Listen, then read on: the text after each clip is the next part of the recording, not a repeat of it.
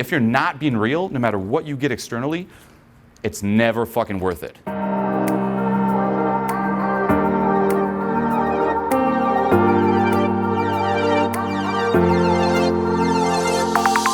So we just woke up and it's 9 a.m., which is extremely early for how late we were up last night working. However, yesterday the new Star Wars movie came out. To avoid spoilers, we're gonna go see it right now, and it's also literally the only free time we have this weekend. We're here in DC right now to go see it, as literally the rest of today, tomorrow, and the day after is just packed with work. Like, I guess we can head out. The schedule is literally Star Wars now, come home, shower, because I feel so fucking gross for last night. So shower, do some work on the product. I need to do a live stream, then head out to the live event, set up the live event, give a speech at the live event, come back here, have like a 20-minute break, meet the clients, talk for an hour or two with them, then head out to work all night, wake up early tomorrow, go set up that live event, speak from 2 to 9 nonstop, wrap everything up, come back here, have like 10-minute break, then talk for another 2 hours or so with the clients, head out all night, and then waking up early on Sunday and go visit some places, shoot that, and then fly out Sunday, or even literally on the flight, I'm just working on the product back to LA. So that's our schedule. So this is when we can see Star Wars. Yay. And and one last thing too, if waking up so fucking early on low sleep to see this movie isn't enough, because we're in DC, it's so fucking cold.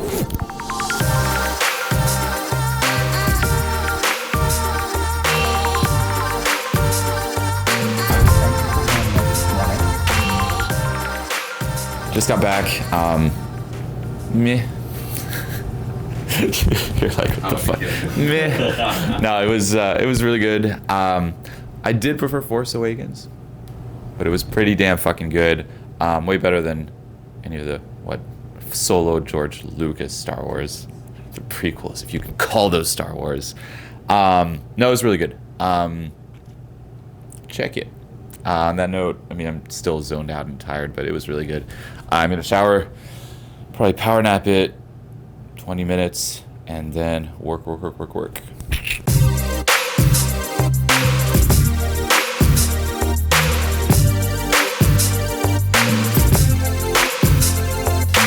So about ready to head out. Structured out the seminar a little bit. There's the little notes. People always ask me, it's like, do you wing it? Do you structure it? Like how much do you structure it? And it depends. I've done some where I had no notes and I had no fucking idea what I was gonna say. And I've done some where it was extremely well structured to the point where I knew what I was gonna say every second of the seminar. And my favorite personally is just kind of having this balance where there are some notes, but it's just kind of general bullets, and then it kind of allows you to have that room to add some personality, add some flow, because if it's too structured, it just becomes a little bit robotic. And the way my mind works is if I miss one of the points, if I structure it too well, I just start beating myself up. I'm like, fuck, you missed that point. Oh, the whole thing's ruined now. And that goes on in my head. So I don't like it as much. And if it's too free-flowing, it can come out amazing. And I've had some that just fucking rocked it. But it can also just come off a little all over the place. So a very, let's just say, loose structure works best for me. And then, of course, I like to customize it to the crowd. So whatever questions they have, whatever topics they want me to touch on, I just kind of combine the two and see what happens. So that's ready. Also working on Transformation Mastery, coming soon. My new product. Rock and roll.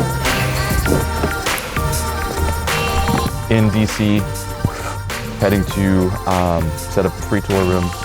And my phone just got basically updated with this feature yesterday. So I can finally do Instagram Live. The fear of authenticity. It's like you hear, be authentic, stop being a people pleaser, be real, like become you, et cetera, be congruent. However, no one really touches on this side where, it's like, okay, say you do become you, shit's gonna change. And there is that fear. This was actually inspired by, there was this girl in Amsterdam who asked this question. She was there with her boyfriend, and she's like, well, One of my biggest fears is if I become authentic, maybe I'll realize that this is not the guy I want to be with. Maybe this relationship will end. If I become authentic, maybe these people will leave me. Will people still like me? People like me now, they like this identity, this personality, but what if all that changes? What happens? So there's a lot of fear there, and you're going to be tested left and right in terms of like how committed are you to being authentic. So I kind of want to touch on that. The fear that comes with authenticity, because it sounds great. Me talking about authenticity here, I doubt any of you are going to be like, fuck authenticity, dude. Like, fuck being real. Let's keep this little dance of, fronts going and let's live our lives that way. Fuck that. No one's going to say that. Everyone agrees you got to be authentic. But there is that fear of your life situation changing drastically. Okay? And there was a girl who actually asked me this in Amsterdam. She was there with her boyfriend, and she's like, look, I get what you're saying. I got to re-own all this, et cetera, but what happens if once I re-own all this, I realize that this is not the guy I want to be with? And it's true. And I told her, like, it's true. Once you re-own all that, you might see that, you don't actually love this person. This person you're just compensating or trying to fill a certain need, let's just say. You may not like that person. That person may not like you. However, I can guarantee you this, you will feel much more fulfilled and much happier just by knowing that it's real and feeling complete that way there. Because trust me, if you're not being real, no matter what you get externally, it's never fucking worth it, okay? And this is something you all have to sit down and kind of make this pact, with yourselves on. It's like, am I willing to kind of drop this life situation? Am I willing to kind of jump into the unknown here and see what the fuck happens? If someone can only relate to you and resonate with you when you're being fucking fake or putting on a front, that's not someone you want to be with. I do this all the time. I sit down and I ask myself, like, am I being authentic here? Where am I selling out? Is it worth it not sell out? Fuck yeah. Okay? And the biggest one too, which was, recently, like 2 years ago, was going through that media scandal, which I'm sure you all know of. Going through that, if you followed me for a while, there was a drastic fucking change in the content I put out. Now, for me going through that, by the way, that's when it kind of makes you question, like, oh shit, I drifted so far away. Like, a lot of what I was saying, the polarity, the humor, I'm still polarizing. I'm still, like, that's my humor.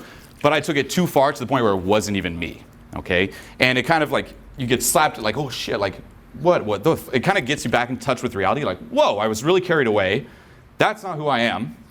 What am I? I want to do this, and you build something on, like, core values, something that's authentic to you, but you do get fucking tested. And one of my biggest fears, by the way, kind of shifting the direction of the content, etc., is what will people think of me? Will people still like me? What are people going to say, etc., etc.? And that applies to, everyone who follows my stuff online. It applies to close friends. It applies to people I work with. And I can guarantee you this, making that transition, a good fucking 70 to 80% of people fucking hated me. Hated me, okay? Online, all the comments were like, pussy, sellout. And I'm like, no. Like the one before was a sellout. It's like, weak like that. This is Jordan playing baseball. I'm like, no. Now, funny enough too, it's like self-help and success with women, it's like, it's the same thing, It's like Jordan playing baseball would be me starting a cooking channel. Like, cooking, everyone, like, what the fuck? So there was that, and that was like from people online, but also like close friends, including people I work with. Like, what the fuck are you doing? There was a lot of resistance. Like, and you're challenged massively, and it's very tempting to go back to that. But for me, it's like, no, stick at it. Like, I'd rather have a lot of people like even like not relate to me at all, but at least I'm coming from a place of authenticity. And although even starting that new channel, the Julien Himself, there was like way less views, et cetera, it felt better than anything in like the past few years on those other channels. Okay. Thank you. No, thanks. And that's the other thing too. It's like, if someone too could only relate to me on the other channels, like they were never really relating to me in the first place. That's one. And also give people time. Like I'm guessing, probably a good amount of you here, if you were still following me during that time, thought I totally pussied out and hated it, but you kind of like it now. No? So there's also that transition where you're like, fuck, again, what people think, fuck all that, stay on course, and the more you move up, the more you'll be tested. Although you're kind of jumping into the unknown, no matter who you are, no matter what you're into, and this is huge, someone will relate, and someone will fucking love you for it. We think, oh man, if I just put all this out, no one will love me. No, someone will. no matter what weird things you're into, you're passionate about, no matter what weird things you're into sexually, someone will fucking love it and relate to you. Okay? And some fucked story, and this is like one of Derek's favorite stories, but I love it to illustrate this point. Because that's true. It's like, oh, if I put myself out there, no one will like me. Someone will. And Derek's story is this. And it's a true story. It was in Washington State. And I was actually in Seattle like 2 weeks ago, and I told this. Everyone's like, oh yeah, I knew the guy. I was like I knew of him. There was this guy in Washington State, and he had this weird fetish where he liked to get fucked by animals. Bulls and, you know, horses. Just fucked like up the ass. Loved it. Absolutely loved it.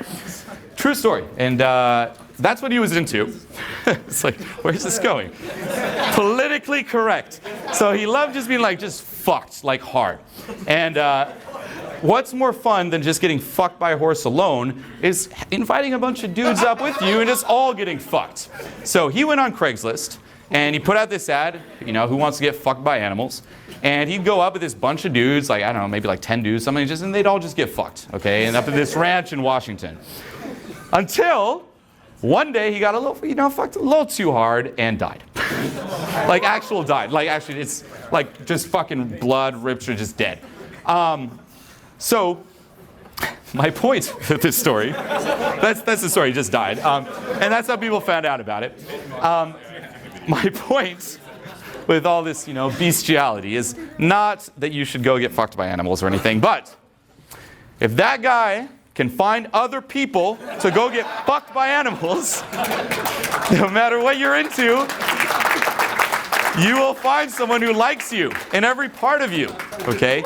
Like I can guarantee you, like say even like finding a girlfriend. Like if I told you right now, like you can choose like either, okay, here's the challenge. You have to find someone in the world who wants to get fucked by a horse, or find a girl who likes you for whatever quirky shit you're into.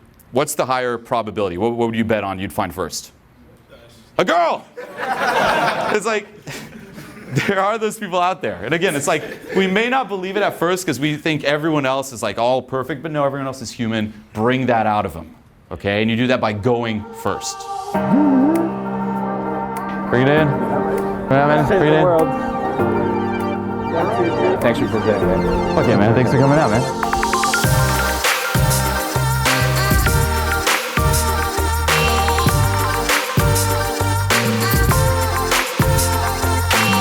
Heading back now to drop the gear off and then meeting clients to talk some more on some like personalized coaching and then heading out.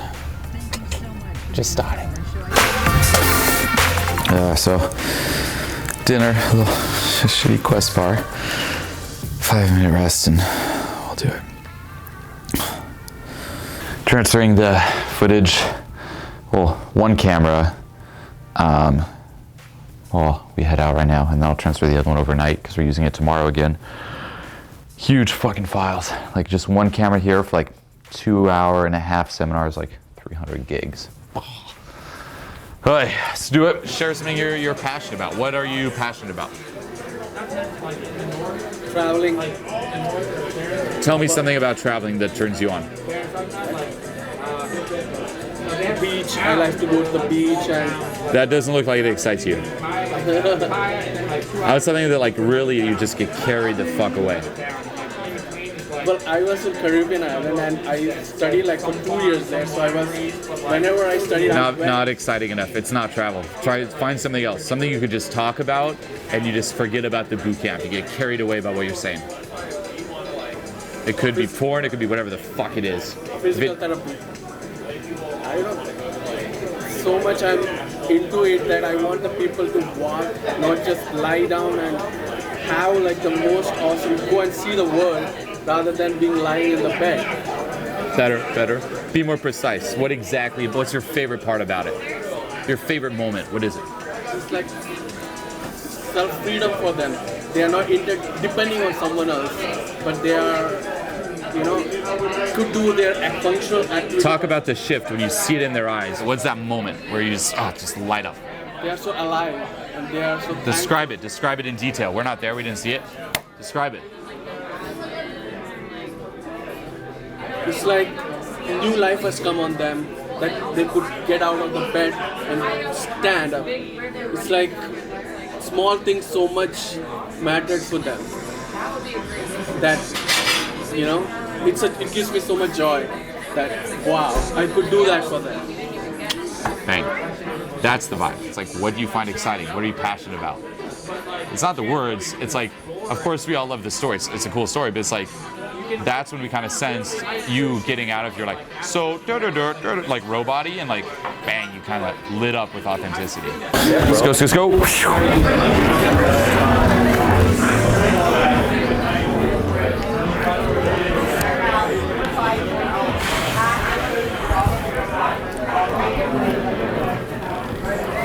Two.